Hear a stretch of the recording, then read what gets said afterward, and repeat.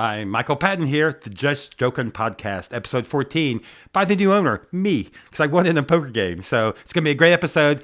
As a show of my respect, I'm bringing Isaiah Blue back on, the old host, onto my first guest. Isaiah, come on up here. Hey, Michael. I know, he's depressed. He loves this show, and I own it now. Here's the chance. All right, You a gambler? Yeah, I'm a gambler. Okay, here we go. We're going to do scissors, paper, rock for the Okay. podcast. For the podcast? For the podcast. I feel good now. You ready? Yeah. On three. Ready? 1, 2, 3. God dang it! Yes, let's go, Dang it! baby. Sorry, Micheal Patton. I've lost it all.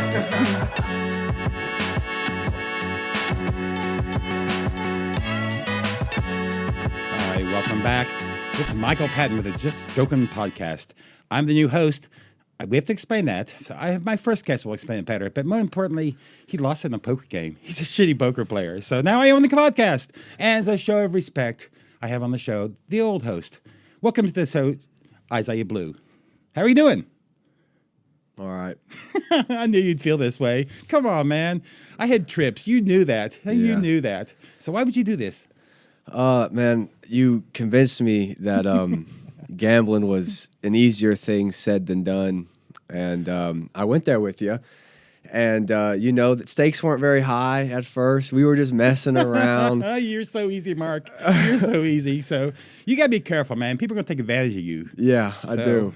I really thought I had you with that hand, and you threw down a few hard wagers, and I thought the only thing I have is this podcast, and here we are, guys. Hey, I'll treat you with respect, everybody. I really like it as well, so it's going to be fun. Every week we'll have a wonderful show here and stuff. Okay, Isaiah, forget the poker game. What are you going to do now? What else? Dude, I don't know, man. I've been crying a little bit. I really love this podcast. I just want to see my dad again. Is that something that could happen? Oh, come on. He misses you too, probably. But he's happy to have me here, man. So I really am. So thanks, Dad. So I appreciate that. So, hey, but I'm also impressed. I've known you for a while. You've been stepping up your dressing game. So you dress for success, dress to impress. What's the deal, man? What are you doing? I found these suits, actually. I didn't buy them. I can't afford suits, but I found them. There was this. I was at a McDonald's and I saw this hearse was parked over there, and I went into the hearse and this guy he had these suits. I don't know if they were new or used or not, but I didn't think he needed them anymore, so I snagged me a couple and. Do you check them for bullet holes? A Make few- sure you look at them before you buy them. A few of them looked like evidence that I left behind. I didn't need that in my house. But no, actually, my uncle, he retired. And he gave me these just because I'm probably the only guy in the family that could fit them. Hey, go get more clothes all the time. I love thrift stores. I'm what they call certified pre-owned. So everything about me is that way. So yeah, I like it. I mean, I shop at Salvation Armani, so it's fashion and help a good cause. So dude. no, but you really should dress up your game. I have a lot of, as an old person, a lot of, I think, advice no one wants to hear. But my advice for a lot of people is you got to stand out and you got to look good. And so I used to dress up. Me and my friends, we'd go out and we'd get so much more attention because we were the only guys dressed up in the bar, the only people there. So it's fun. It's fun. So I'm happy to see this, man. Happy to Yeah. see it. Keep it going. Thank you. It is fun. I actually noticed a lot. It's weird being in the guest seat, dude. This is awkward. I gotta Get used to it. Yeah. Hopefully you have me as a reoccurring guest just for the fans that are already, watching the podcast. But Yeah, I'm going to buy another microphone. There's room on that couch. It'd be a 3-show. yeah, we can do it'll be a this. 3-man show. Yeah, since I've been wearing this suit, a lot of good's happened to me, honestly. Good for you. A Tell me lot. what's happened good. How about this last week? What you did this week that's so good? First thing that happened is I got fired from Amazon. Okay, that's excellent. Yeah. Excellent. So Wednesday morning, I woke up and they put me on call and they called me and fired me. And I was like, that sucks. And I always then, want to go there. They have women who work there. Are these Amazon women? I've always had the idea of 7-8 foot women be so cool to work with. So there's a lot of wild animals. You got to wear a lot of bug spray because it's a dangerous job, man, living out in the forest. everything wants to kill you in the forest. Yeah, everything, dude. And all those protesters with the deforestation, dude, living out there. Oh yeah, I get that. So, but some of them are hot. Dude, you were there at one of the rallies, man. I saw you. I know. I'm always working the crowd. So, Well, so Amazon fires me. I get up, I make breakfast, shave my face, put on a suit, and then I go to my apartment people and I go, "Hey guys, tell them what happened." and I was like, my buddy's moving into this apartment complex in July. Could we upgrade to a 2-bed, 2-bath? And they were like, well, you haven't been here 90 days, but you know what? We love you, no problem. So all of a sudden, my rent went down $400. So that was a plus. Very plus. A very plus, man. And got someone to hang with late at night. Mm-hmm. So cool. Very nice. Someone to bounce some ideas off of. And then I went to the Looney Bin that day, and they put me up, man, as a host. I was looking like you up there. Uh-huh. I was. Nice. Hey, the Looney Bin's the best place to be. And Tulsa right now, there's a lot of good comedy scene, but the Looney Bin's regular people, not just us, not just comics, and so it's a really good place to go. Well, congratulations, man. That's a big step up. Of a lot of the comics out there, that's a big, I'd say less than 30% of local comics can say they've done that job. So that shows a lot of respect, shows a lot of relationships. Good for you. That was my one goal this year for comedy, because getting into it, I actually want to ask you before I'll say this real quick, then I'll ask you. When I got into comedy, I had no expectations. Yeah. Because I was just doing it for fun, had no idea what was gonna come out of it. And then 4 or 5 months in, Angela books me. Amazing. Got to do the Go Laugh, the Martinis, and you put me on Fresh Faces. Thank you so much for that, by the way. Fun show. Got this Saturday night as well. Yeah, good. Running it back, dude. Yeah, we do it about every 3 months.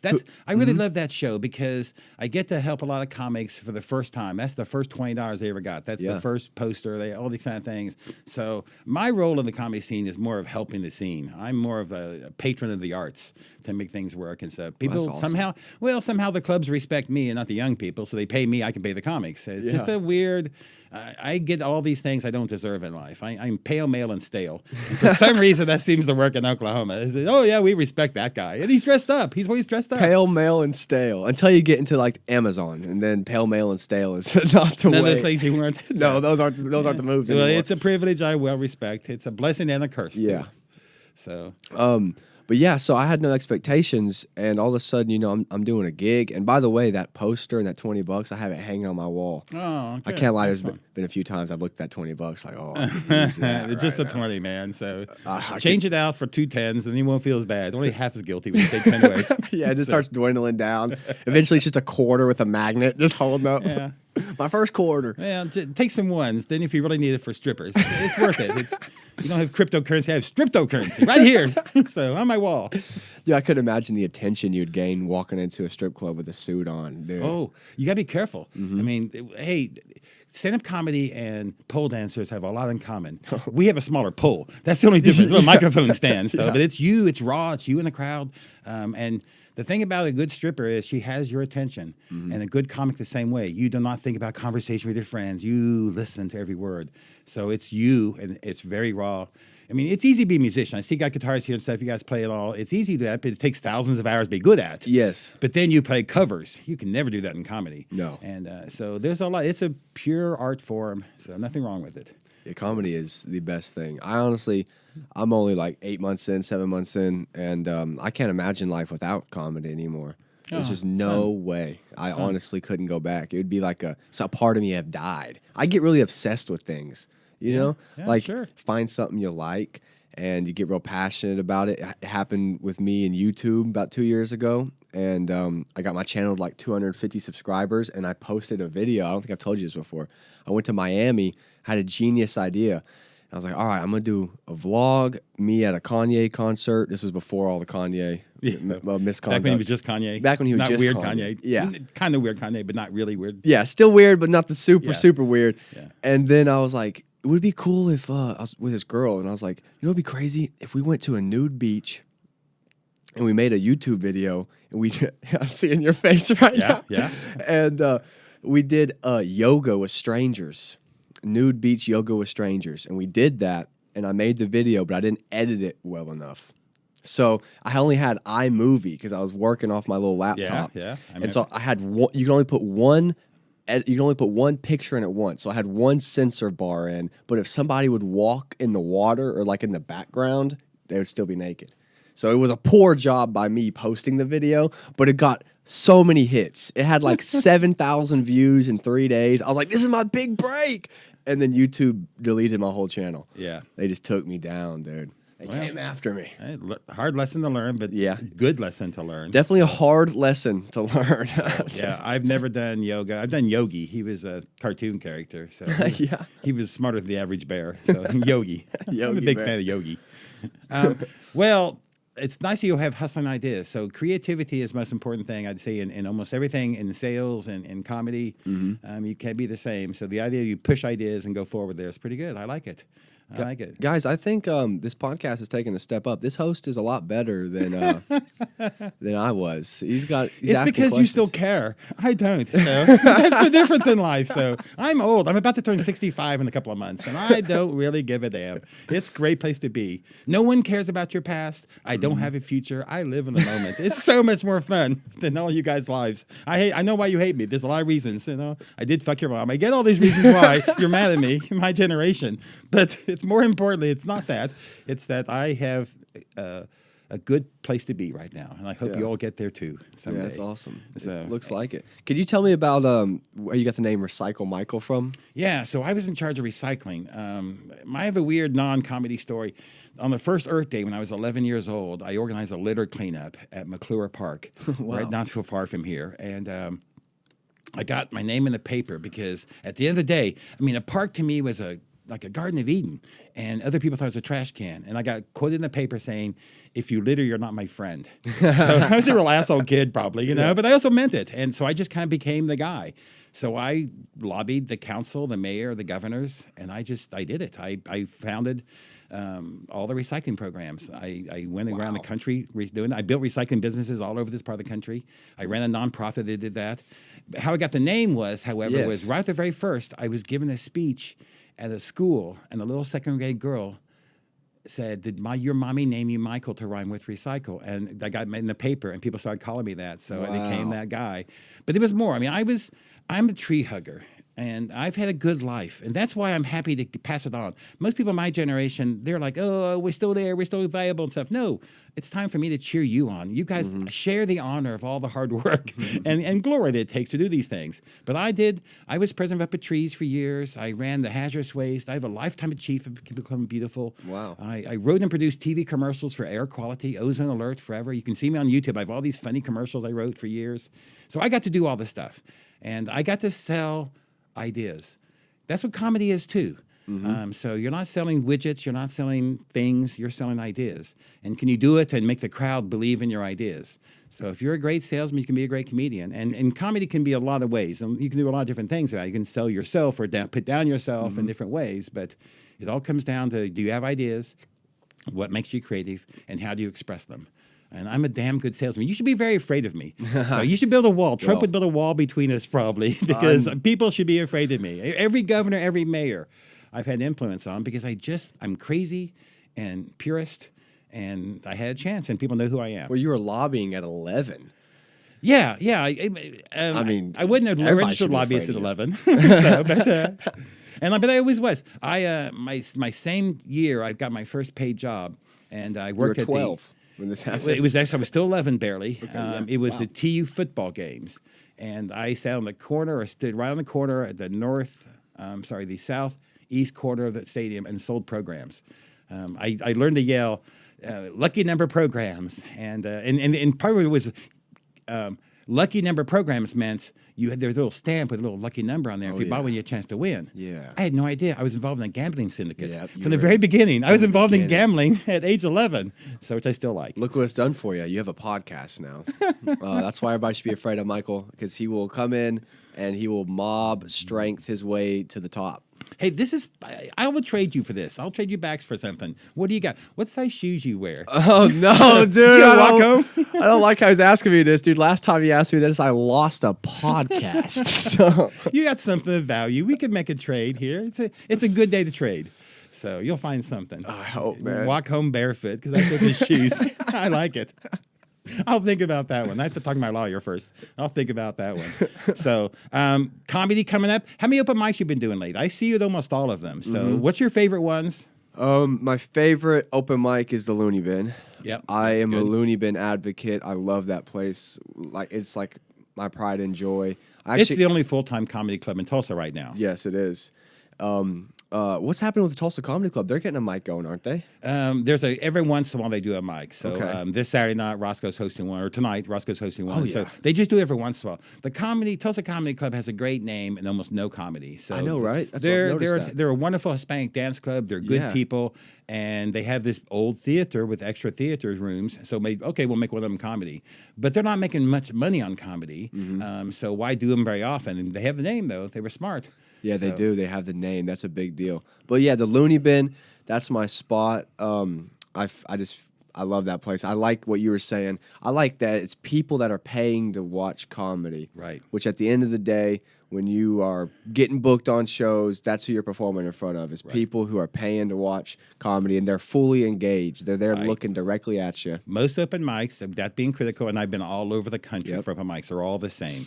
The comics are the same. I can look at you in Orlando or Austin or LA where I've been or Vegas, and I can look at your outfit and think, oh, they're going to do weed jokes or they're going to do pussy jokes or whatever. They're all the same. It's Yeah. hard to stand out in comedy and stuff. But most open mics turn out to be just shitty frat parties.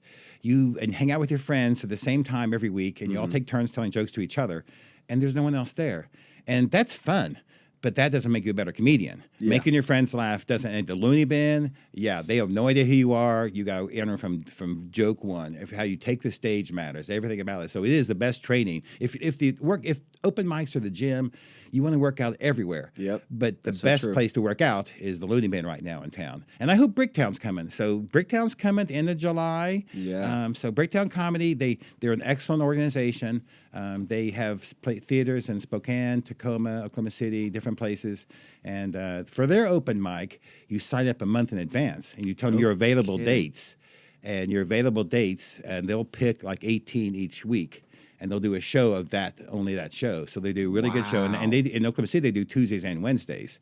So they may change the whole comedy scene in 2 months from Tulsa. Everything may change. Wow. And more importantly, they're bringing in big acts. The very first act is Dave Attell, who's one of my favorites. And I got tickets for opening night, opening show. So right now, if you looked at comedy and baseball, the only major leagues are New York, LA, Chicago, and Vegas. That's the only major leagues. Everything else is below that. And below that is a whole bunch of cities at AAA. And we're at single A. And when Bricktown opens, we're going to be at double A. This is going to raise our stature, and we're going to bring in big people to Tulsa, Love that. Oklahoma. And Love yeah, that. so we all want to do their stages too. For sure. So, What's your favorite open mic? Is it Looney Bin as well or something? Looney Bin's the one that is the best to work out at stuff. I don't know. They're all kind of fun to a point. For sure.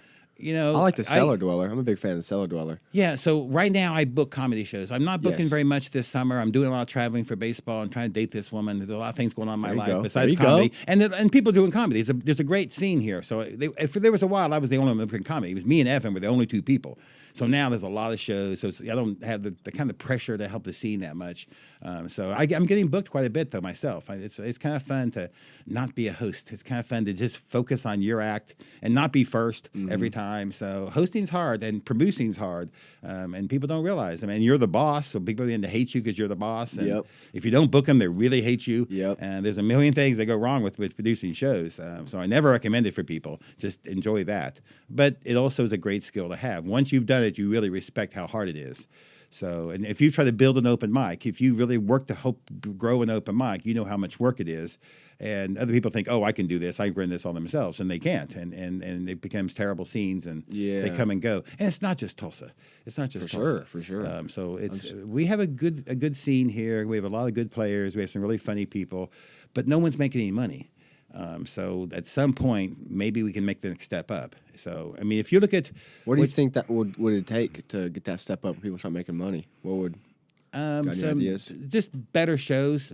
So I went to a show last night at the Spotlight Theater, even Ethan Sandoval's last show before he goes to Chicago. But it's hard. It's hard to even make money as a musician in this town. I mean, unless you're paying covers at a couple of places, you don't make money. It's just a hard business.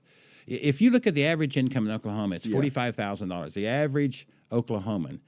I bet there's 3 comedians who made $45,000 in Oklahoma or in Tulsa last year, in a year. So you're making less than the average person as comedy. Everyone's doing this. So you better have another gig. You better have some other idea. You can't just you call yourself a hobbyist and let people look down on you.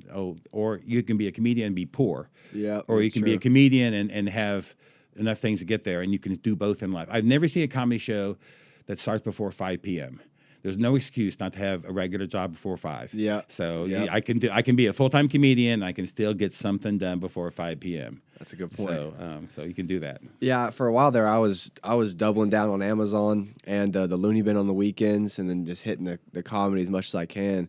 Which I like that. I like having a job because then I'm thinking about like, oh, I can't wait till tonight. Yeah, I can't wait to go to this show tonight, or I can't wait to go to this mic, and it kind of gets you through the day. Well, I would think at Amazon, here's one of my secrets in life. I have 3 mantras: keep doing things, realize it takes time, and inspiration is everywhere. Those are my 3 mantras in life. And I would think working at Amazon have great inspiration because you're having props everywhere. You have work relationships to talk about in comedy. You have products to talk about. I mean, so I used to give grocery store tours, environmental tours, where I would take a crowd of people through the grocery store. I did a bunch of these. What? Yeah, you it did was fun. what? Yeah, I do it. I mean, I was the tree hugger. Yeah. So I would take 15 to 20 people through a grocery store, aisle by aisle. And I had props. I would talk about packaging and sustainability and organic and how to read the codes. And I'm a really smart guy. And I was the only person who could do that. So there's videos of me. There's a couple of movies or films of me doing that job and those tours. But it was so much fun because every aisle were props. I mean, I'd see the cookies. I talk about how cookies are overpackaged because half a cookie is like that's for the dog, and how we have to, how a society we demand over packaging. And I'd said, oh, I love cookies. I always want to be a Chippendale dancer. It turns out I'm a Chips Ahoy dancer. So I would be able to do a joke at every aisle. Soy milk. That's Spanish for I am milk. You could everywhere you went in the store, you have a prop to talk about and make it funny, and then talk about the product. So I would think inspiration is everywhere. It is everywhere. It'll come from. It's crazy how that works. Actually, you'll just I was a driver, right? Yeah. I'm struggling with this sentence right now, but the guest, I'm the guest, so I can get leeway on that. But I was a driver, so when I would drive around, I would see all types of things, and it would drive me crazy to the point where I would have to pull over and just get in my notes and start typing the idea I had, and just so I don't have to keep on thinking about the same thing over and over, and then move on to the next thing. I think they call that like autism or ADHD or something. They call it something. I have HD ADD. HD Yeah, I definitely. You see high definition all the time? No. There's something that's common in comics. Mental disorder is very common and we all have that. And I think a lot of people have this, and they just don't realize it or don't have it in comedy. And comedy is a therapy for a lot of people. I think one of the secrets in life that I've found is to find people who have the same disorders you have or the complementary ones you have and hang out with those people. Yeah. So, because we all have these issues and stuff. Yeah, but no, inspiration comes to you. And sometimes inspiration comes from pain and suffering in life. Sometimes it comes from observation, and look for that. One of my tricks, I write 5 jokes every day to me, to no one else. I wake up in the morning and I think, what can I write a joke about today? It's Saturday. Oh, it's me. Oh, it's Memorial Day. Oh, it's whatever. It's pickle week. Who knows? Yeah. But I think about what I can make fun of. So I write 5 jokes, and I share some of those on Facebook, and I share some of those on stage. But what I do is I read them back to myself at the end of the night and laugh. I write them for me. It's a personal. Cool. Yeah, it's just an inner reflection, and it forces me to write jokes and forces me to write jokes and think about that joke. And dang it, I only got 4 jokes. I got to do another joke today. What can I make fun of? Oh, something. So, and then relatability. Other advice I have, and I'm only doing comedy. I've only done stand-up for 4 years. I've produced 200 shows. I watched a lot of comedy. And I had a comedy podcast for years beforehand. And I wrote a comedy newspaper column for years. And so I've had a lot of, and I was a speaker. I mean, basically I was a lobbyist, and people didn't think you'd be funny. So it was great to be funny and I love PowerPoints. I'm a good comic with a PowerPoint. So it's so easy. I could imagine. Yeah, so easy. You could do jokes there and here and comment each other. It's really fun.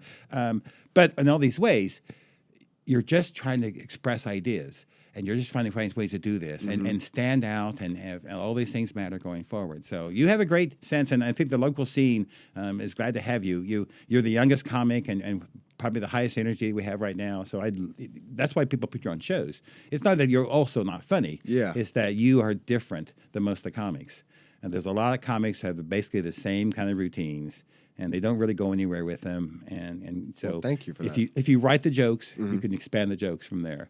So, and like I said, there's a way better comedians than me. I'm part of a small gang of people that have been doing it a little bit longer than the others, but that's the only thing that have us different. Yeah. So, yeah, I feel like the scene's definitely booming. I don't know. What do you think about it? Because I feel like there's a lot of new comics, like within the first year or two, and they're Yeah, they like come out. It's cyclical, but this is a good year for comedy, and some of them will burn out and go away pretty quickly. What does cyclical mean? It cycles. Oh, so it's cycles. like seasonal. It's a seasonal. So this 2023 is a Yes. good reason for a bunch of people think that this is a fun idea, and there's and comedy's that way as well. You'll see TV shows will do some comedy sitcoms or more. I mean, comedy competitions kind of shows. And they'll do those things, and the more movies will come up at stand up. Right now, some of the highest read Netflix shows are stand up comedy shows. Yep. So it's just a reflection. I don't know. Maybe it's COVID. Maybe it's the government. Maybe it's Russian hackers. But we all have some reason to rebel, and comedy is one of the last bastions of free speech. I mean, you think everything you say can be canceled. Oh, it's twice as much on stage. On the other hand, if you're a comedian, maybe you can say what needs to be said. Yep. And comedy should be honest. But you should also read the room. For sure. So I do believe that you could say anything. I believe you could really say anything you want on stage so long as it is meant to be funny and it's crafted well. It's not a good idea to go up there with a very what would be a polarizing topic and not have a thought out well enough yet. Right. Because that's just everybody's gonna be on. They're like, well, if you go up there with a crazy opinion or a crazy idea that people are already turned off by, you just got to make it funny. But I think you can do it, though. It's hard to do that anywhere else, like in the workplace. You can't do it, you know. I'll tell you what, the hardest shows I do are retirement center shows. If you Really? want to work for those for me, I do more of those. I never promote them because they're only in-house. And assisted living centers are asshole 88-year-old widows who are pissed off at their life. And they live there, and you're in their You're in you're in their territory, area, dude. and they are hard. But if you work there, Yeah. oh my God, every one of them stays around to shake your hand. It's that's like a regular cool. show, and they were all there for a show, and they don't talk. They're quiet. It's not like doing a bar show where people are there at the bar. Yeah. So it's so nice. Their You don't theaters, see they're the nice. 90-year-old playing pool and drinking some Right. Corona. So and they just love it. They look so forward to it, and they don't have anything like that in their life, and they never leave. One of the secrets, I think, in comedy is to find culture references with people, pop culture. So I don't watch the same movies you are. I don't see the same things. These people don't have anything. They never go to Chipotle. They never shop. They don't watch the same movies. They have nothing. You got to think about what they used to think about. So I do TV shows I do a Beverly Hillbillies routine, and I do an Andy Mayberry routine, and I have this great jokes about the Flintstones. I really like. my gosh, Because Fred yeah. wore a tie, and I always wear ties. I mean, it's a long, stupid routine. Yeah. But you do that. You do talk about bicycles and chickens. You can't do any. You can't talk about a particular restaurant. So they're really hard, but they're so gratifying because these people have nothing every day. They're bored stiff. They have nothing, and now suddenly you've made them giggle and laugh, and they. Every time when you really hit, the comedians really hit, but you got to do 20 minutes of very clean material that's no politics and nothing dangerous, and to be booked on these shows. sure. And there are very few comics, but we have some good comics I've booked. I bet. But they're hard shows. So, yeah, the crowd's judgmental, and especially They politics. probably wouldn't like my Amish strip club jokes. They probably wouldn't, but there's probably a way you could talk about. You can say things. You just gotta be. It's like the Looney Bin, no f-bombs. Yes. Unless you're paid, and you're the headliner. Do whatever you want. I mean, people are paying to see you. You can drop anything you want. But no, it's a corporate club, and clean comedy always pays more. Always pays more. So in the long run, if you can do that, if you can do cruise ships, you can make a lot of money in comedy. But the real goal in comedy, I would say for you, the real goal in comedy is not to be the headliners, because even those guys don't make much money. I mean, you're talking about a couple of grand a week for the headliner, and he's got to pay a lot of travel expenses to get there. True. And he's not working. He's only working 30 weeks a year, so he's not making much money in the big picture. You can make that kind of money in a lot of other ways in life. But the real goal is to get a TV show.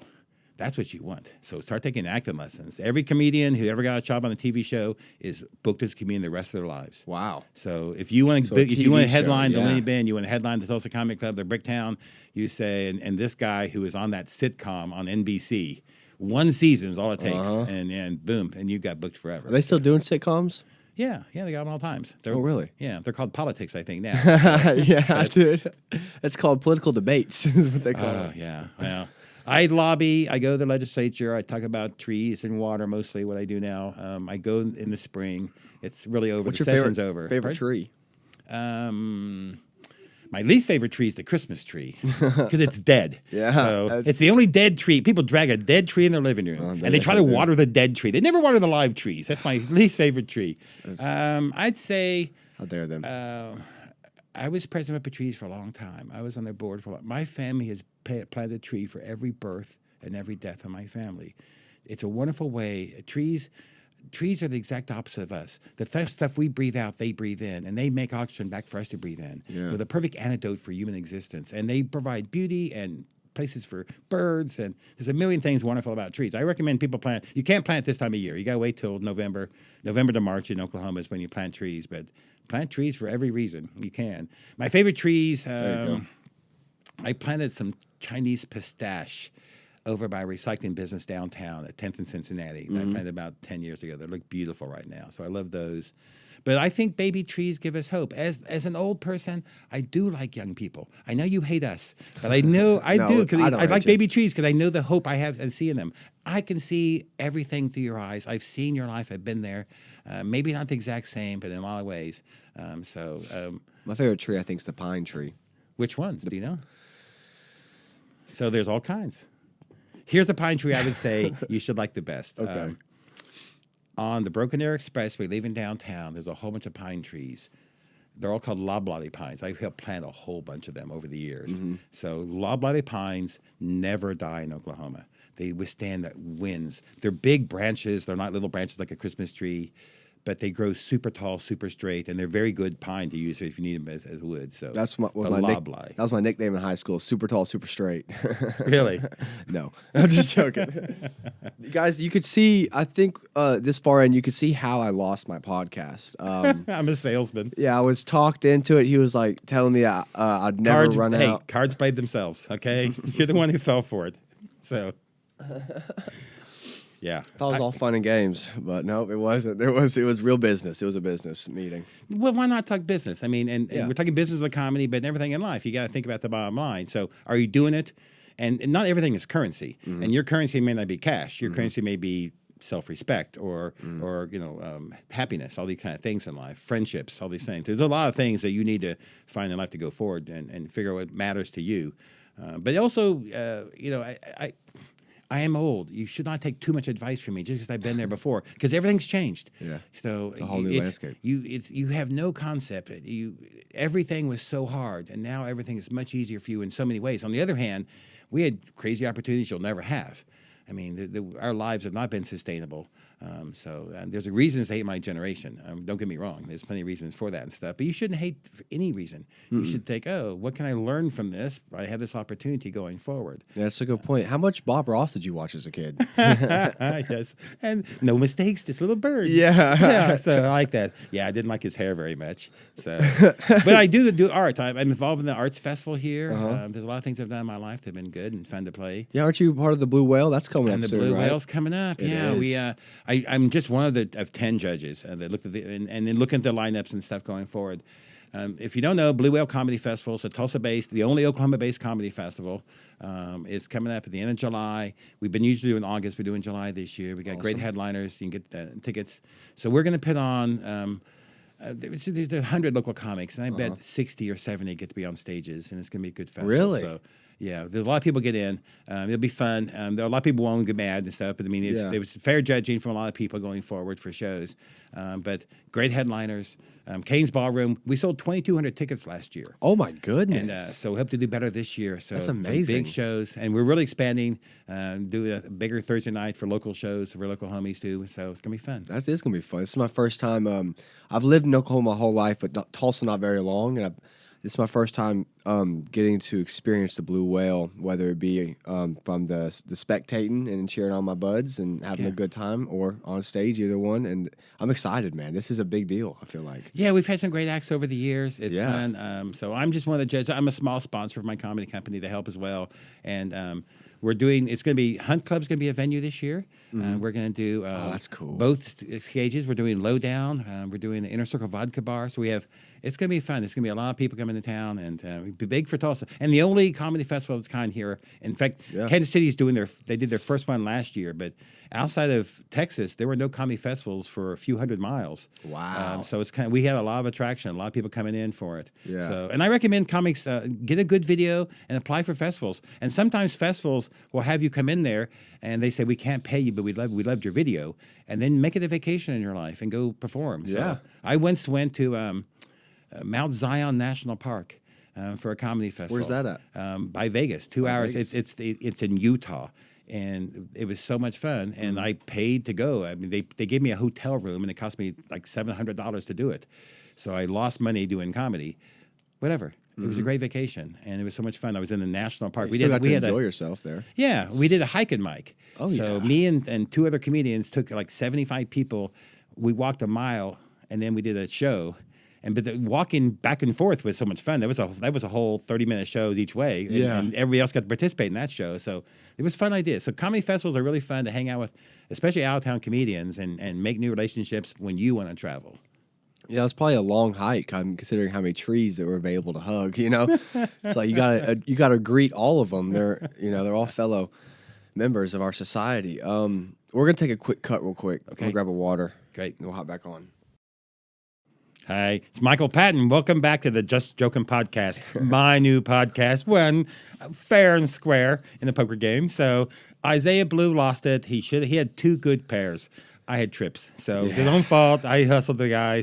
But I brought him on the show back. Well, Isaiah's been on the show. Had a good time so far, I hope. Yeah, I've had a good time. What do you think about sitting over there? It's a terrible seat compared to this throne I'm sitting in. I know, dude. I'm going through all the stages of grief right now. I think I'm in the stage of denial. Well, what made you a good host? Give me some advice. What made you a really good host of this show? Admitting I was a bad host. I think no. I don't know.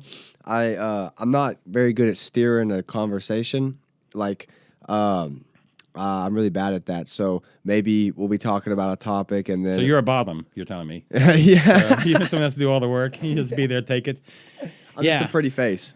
I'm a passenger princess, so I'm very happy to be here in the guest Your show's chair. been real successful. Your stuff's been great. So, don't downplay yourself. However, I found these notes on this chair that you had to ask me questions when it was your podcast. Mm-hmm.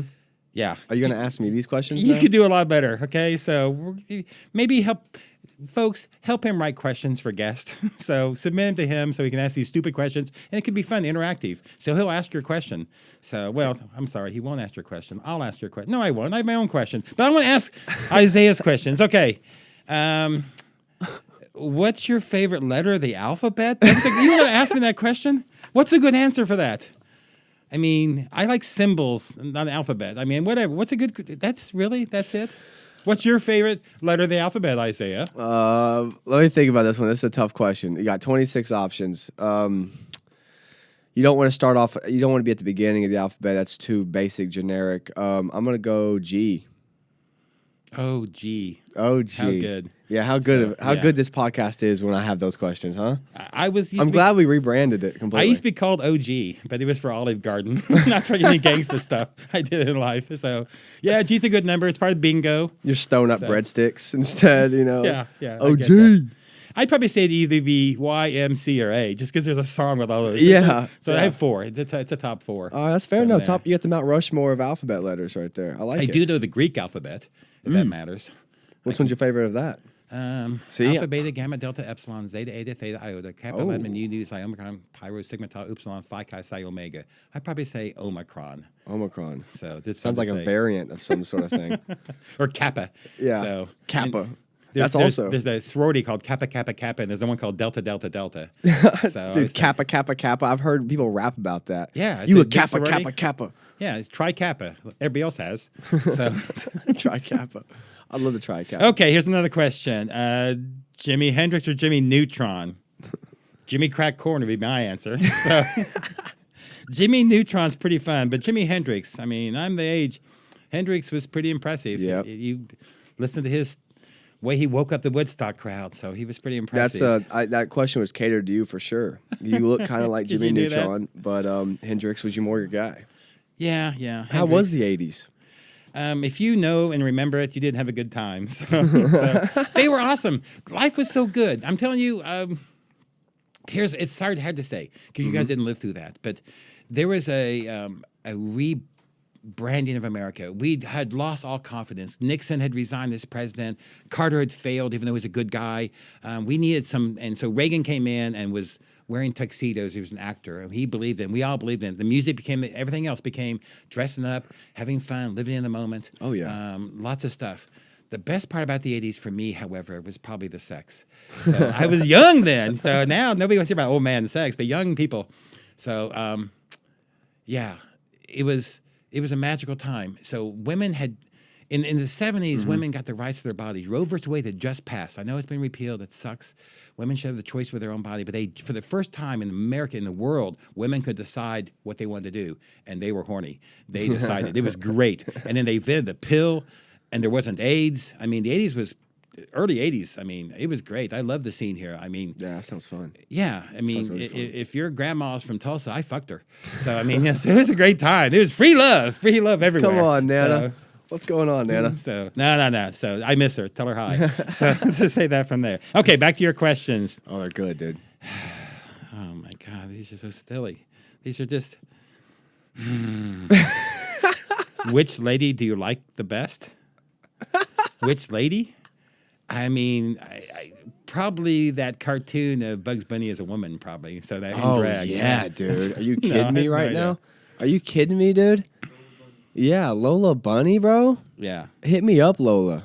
Leave a comment down below, and I'll bring you on the podcast, baby. Well, I mean, there's lots of ladies I like and women. No girls. I like older women. Yeah. So ladies I like best. I mean, my favorite comedian woman was Lucille Ball, and if you want to go old school, look at some of her stuff.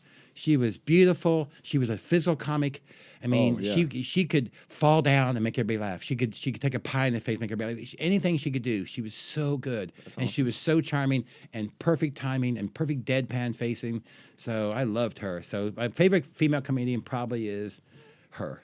Lucille Ball. I know it's old school. It's old time. You don't even know who she is probably. I love Lucy and stuff from there. My favorite comedian overall, however, this is part you never heard of, Maury Amsterdam.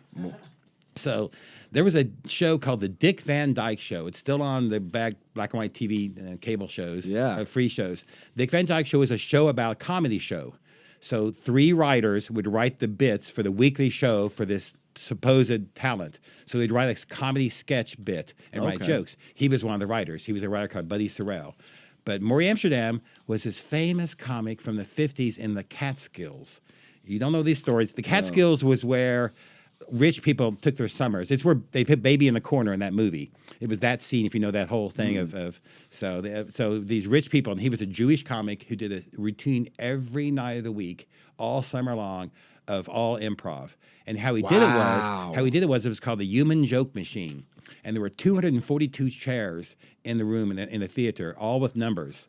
And they drew a number out, and you got to yell one word. And you had to be cool about it. You couldn't yell Holocaust. It had to be something simple word. Yes. And if you did, he would do a routine about that. And he would do a 90-minute bit on people yelling words at him. Wow. Brilliant stuff. That is so brilliant. You can find this stuff. You can find some of it on the internet. You can find old vinyls. That was probably groundbreaking for the day. Right. He killed people. People sold out every show. They wanted to be there. They had a chance. I got to yell a word out and had the great Maury Amsterdam.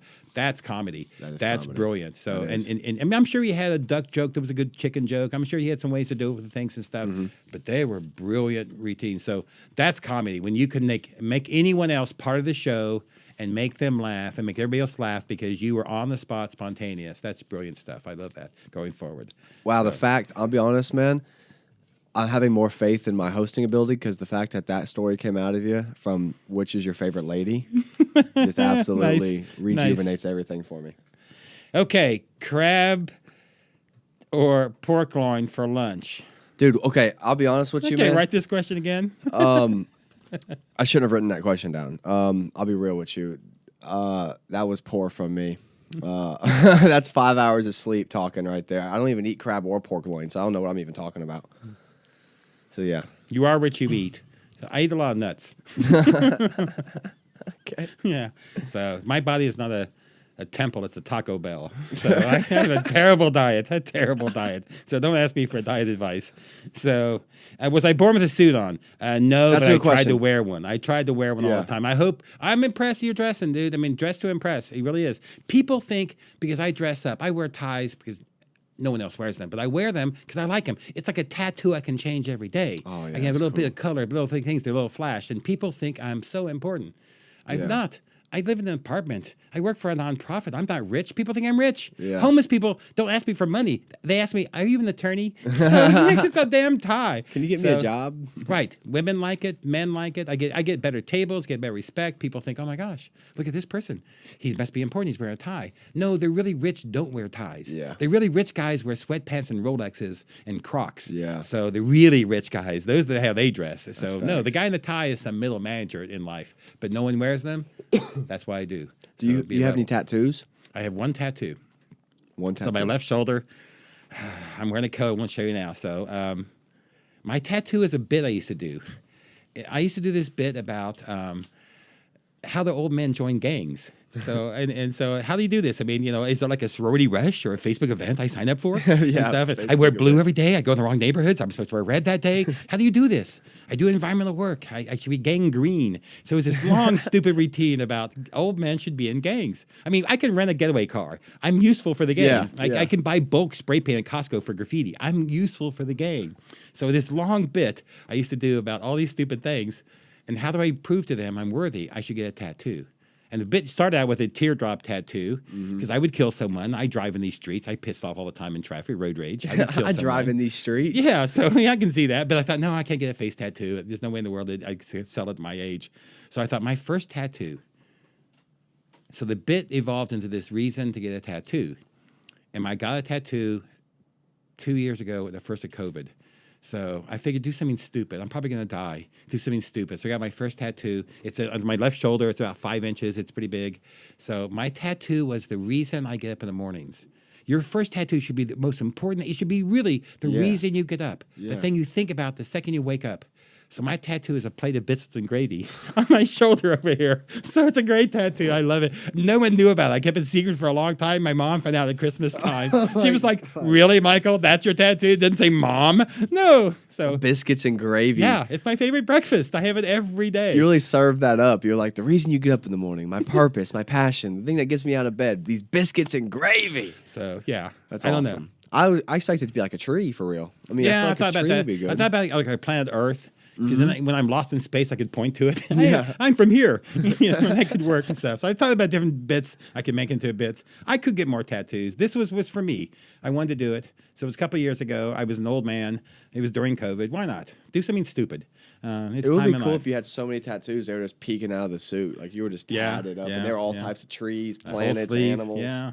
It's possible. You And get you could get the recycling thing, those three Yes. arrows that point to Actually, each other. I did a bunch of recycling things, and I had a bunch of recyclable symbols out of leaves and out of catfish and different things I Yeah. did. And I thought about some of those because some of those are. I wrote a book on composting once, and the cover is this really cool thing. And I thought, oh yeah, so I like You could say compost. mom too. It could be M, recycle symbol, and then M. You could get Yeah, it- and upside down be wow.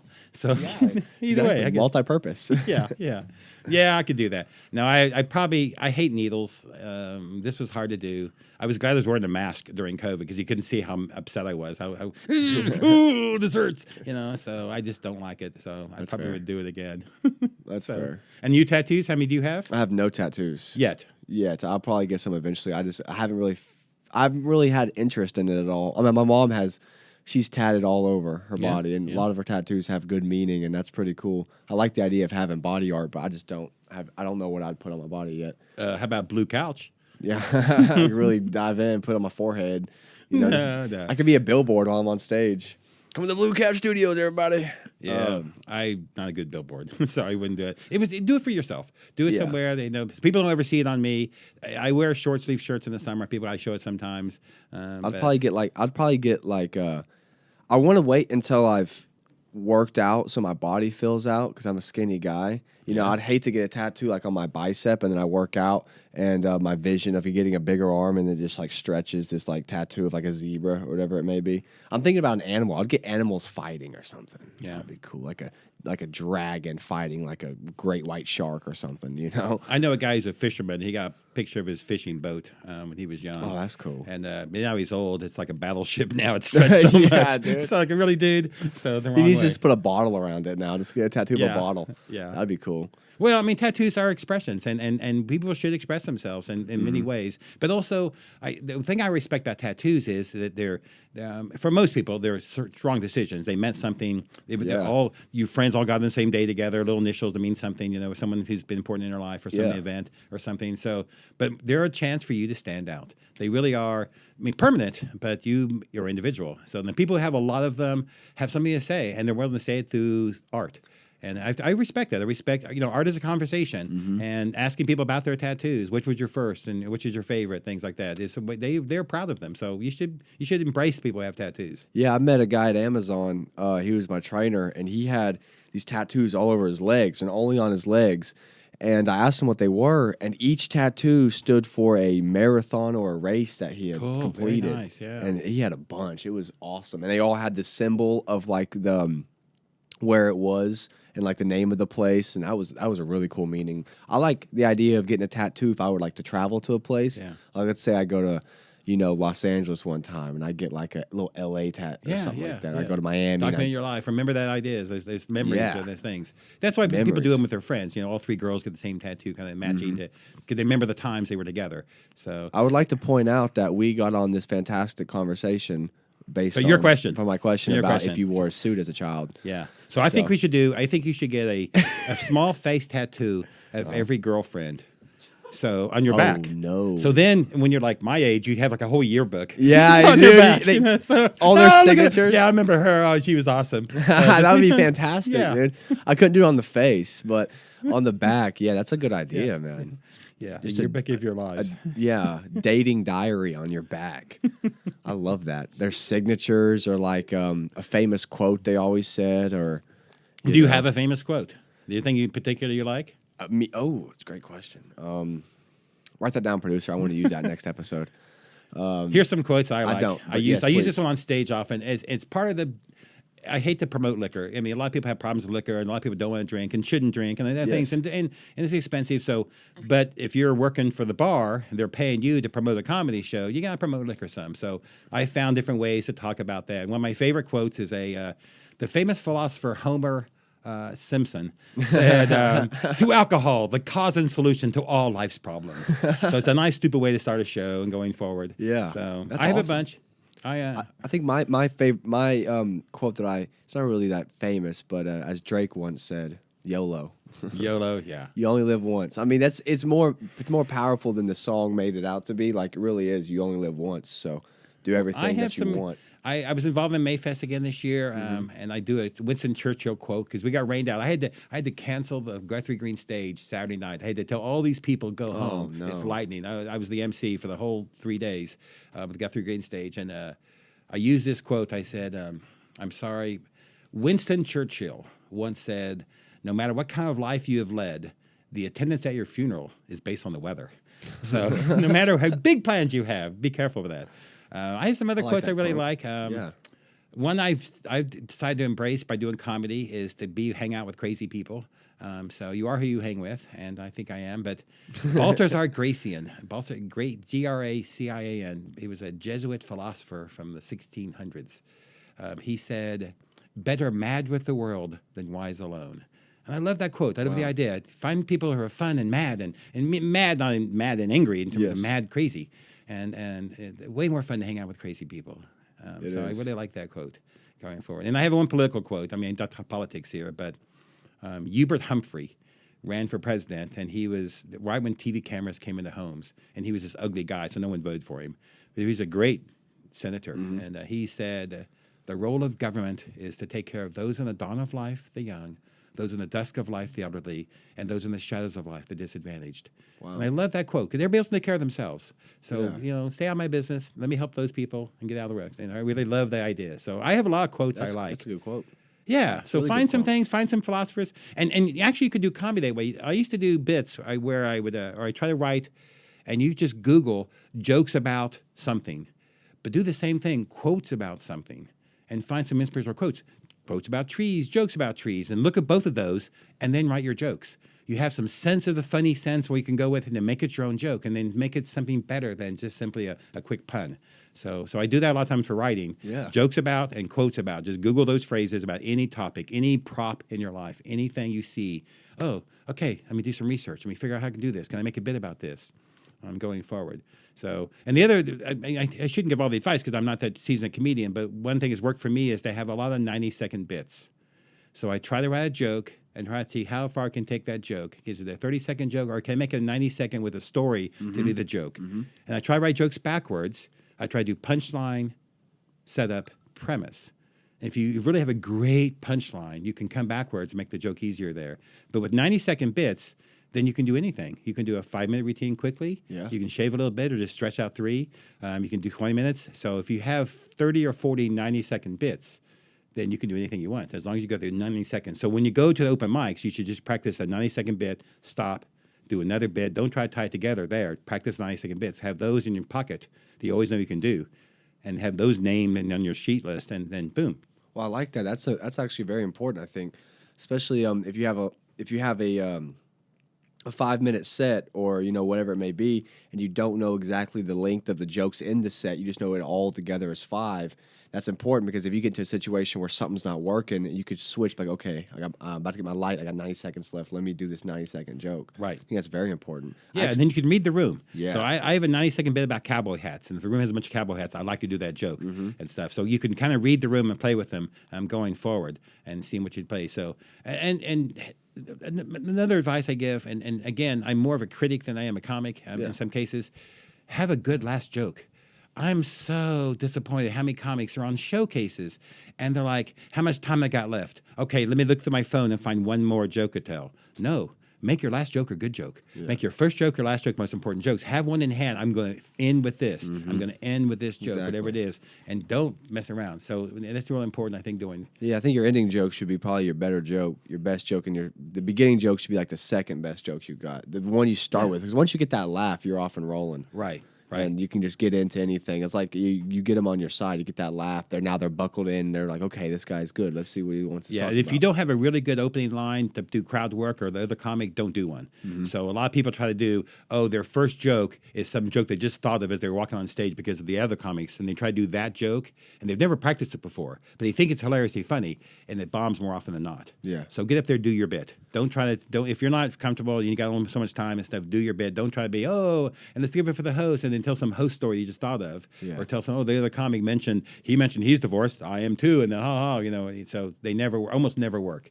So your bit and go One thing forward. I did when I was hosting Wednesday, first off, the first few comics, I was just getting up there introducing the next comic, telling them to make some noise. But then I started getting more comfortable. I was like, okay, I'm going to do this a lot longer. Let me spice up a little bit. So I would do like a tail joke off of like one of But you only got like 20 punches. seconds. Yeah. Yeah, I'm not going into a bit. It's like a quick There's one host here in town who tries to do 30 minutes between comics. No. So it never works, and it just kills the whole show and kills the other comics. For sure, yeah. So 20 seconds. 20 seconds, yeah. And say something about that last one. So if you do a whole bunch of weed jokes as a comic and I'm the host, then I'll do one simple weed joke. Yeah, they're not the things I did weren't even written jokes I had. I was just like riffing off of something they said. Like for example, I don't know if I said this or not, but some guy was talking about clowns, and I went up there and he said like he has a fear of clowns and he beat a clown up or something. I was like, yeah, it's true, guys. I was the clown, or something like that. And then done. You're just done. Right. And one guy went up there and he roasted me. First thing he said was, glad to see a 15-year-old Larry Bird is here hosting. Nice. And it was hilarious. Yeah. And then I went up there and I was like, yeah, I actually met Michael for the first time today. I shook his hand and 7 vapes fell out of his pocket. And they're like, I was like, he's a great guy though, and then move on. Yeah, you can do it right. I did one last month in Oklahoma City where the comic before me was a woman who talked about she goes to strip bars and takes quarters because she's broke. And she goes, how, she makes it hail, not make it rain. It was her joke and stuff. That's awesome. And so when I got up there, my first joke was I thanked her for all that change I needed for parking meters last night. And stuff, see? So you found some way to make it a little bit, but I got a teeny bit, and try not to do that very often. Yeah. Having the closes, I think, for there. But there's a bunch of things you can do wrong, and not running the light. doesn't help. Yeah. And having too many comics on a show hurts the headliner. Yeah. So there's called fatigue in shows. So you can only really have 4 or 5. Any more than that, you begin to then the headliner doesn't get the due respect they deserve because people are tired, and sometimes they leave early, and the headliner goes, "Oh, we went too long." So Yeah, if makes you go to sense. comedy, if you look at the Looney Bin and the Bricktowns and stuff, almost every comedy show I've been at, Funny Bones, Janie's, they're an hour and 19 minutes long, almost perfect. Every show should be that. That's the exact span. Hour 19. Hour and 19 minutes. So try to make that an hour and 19 work. So if the headliner needs 50 minutes, you got 29 between the host and the feature. So make that work, whatever, and let the headliner pick first and what they want to do. Interesting. Okay. Other advice as a host is if the headliner, if you're there all week, help them out by setting them up for jokes. If they have a bunch of relationship jokes, you do a joke about who here is married, and how many people are single. Then you do a single joke and stuff. That helps the comic have some sense, And if they really are trying to don't step on their jokes, No. but find some ways that kind of led the audience, so give them some sense of so. Address the bachelorette party so he knows it exists. Those kind of things help as a host quite a bit. I have an interesting question, I guess. Have you ever had any headliners ask you to not talk about certain things that they're going to talk about? Oh yeah, yeah, a whole bunch. Yeah. Yeah. And I end up hosting the Looney Bin for the hard comics because Allie knows I can do clean and I can also be very political and so she knows. So I host about every 3 months there, and I host for the comics who are known to be kind of jerks to the host and all these kind of things. So yeah, 100%. And you can't. If they're doing dirty, you shouldn't do dirty in general. Saturday night's different, a little bit, but there's a lot of things. And one last thing before we finish all this talk about the shows and hosting, who's responsible dealing with hecklers? It's the comic, yes. It's the crowd, yes. It's the security, yes. It's the host, yes. All those things have some role there and stuff, and you may have to step in and do things. But when you deal with hecklers, they're trying to not only spectate but participate. They think they're as funny, or they want to say something, or they're just loud and want to just be loud to you back and stuff. And so it's hard. Don't ever try to attack them by who they are. Don't want to say, "Oh, you old person, you fat person," or anything else. Don't ever do that. Instead, find some way to attack them in some very subtle way. My favorite way to deal with hecklers, but I do it a few times, 10 times on all my shows, is to say, "I'm sorry, I don't speak Jameson." It's a stupid joke about them being drunk, whether they're drunk or not. But so then you deflected it. So and if you have to insult someone, you don't insult anything more than the Larry Bird joke's a good joke for you because it's relative a little bit. You know who he was. It's a funny sense. A tall white guy. There's very few of them to make fun of. Yeah. And so, but I like to attack their wardrobe some and make fun of them. For sure. I did Jared Ralphie Allen's podcast, and I said that he looks like a guy who sells lizards for a living and stuff. So, so you find a way that you make fun of their look, and that's way easier, and it's more simple to do that. So I don't want to be a roast comic. I want to be nice to people. Yeah. I don't have a bucket list of shit I want to do anymore and stuff. I have a bucket list of shit I don't do. So I don't drink Tito's, goddamn vodka from Austin. Drink vodka from third world countries who are depressed. That's what you want vodka from. But one thing I don't do is I don't be mean to people. I try not to be until they force the hand. Why be mean? Good point. Even through comedy, why be mean? So I want them to. I want to say all the good things to end on. Why be mean? You don't gotta be mean. You can be funny without being mean, for sure. Hey, I look forward to your comedy. See you a lot. So, hey, the Fresh Faces show, June 3rd, is a really great show this time. So I could use a lot of crowd there. Last time we had twice the fire marshal capacity. So this show usually does fill up. So come early. It's a great restaurant as well. Same venue? It's really great. Same venue, Deco Lounge, 6th in food. Boston, 607 South Boston. It's 8 o'clock Saturday night, June 3rd. The best thing about it is that these shows are the comics who are really working it. So when you were on my show, it wasn't I picked it. It was because you got recommended by host of open mics. So I asked all the scene. I go to all the mics. And I look around, and I have the host tell me who's working, who's here 10 times, who's getting better. Yeah. That's what becomes the show. This show is not people who've done comedy once. So this is truly people who are really busting their ass to be part of the scene. And so this is kind of an intro to the scene show. That's awesome. And I really love it. And like I said, there's probably 70 or 80 or 100 comics over the years that this is kind of how they felt like a professional comic because they did this show. Yeah. So I really like that. So come out and support local comedy and support these local comedians and follow them on social media. That really matters. That's so big. having views, follow this podcast, tell your friends about this podcast. Views matter. They help for everything, especially sponsorships. So share it all. We can share this. So we've had great opportunities. Let's share the opportunities and share that spotlight. Well, that's it, man. That's it, Michael. Thank you for for allowing me to be the guest on your first episode of your new podcast. I appreciate you being so kind after whooping my butt in some poker. I'm gonna have to get some revenge. We probably go head to head on those horse races, huh? I brought some dice in my pocket. Did you? So, yeah. Roll how 'em. how good are you at craps? So what else you got to bet? So, thank you for having me. It was great. Of course. Appreciate you, bro. Appreciate you. Thanks. Bye. End phone call.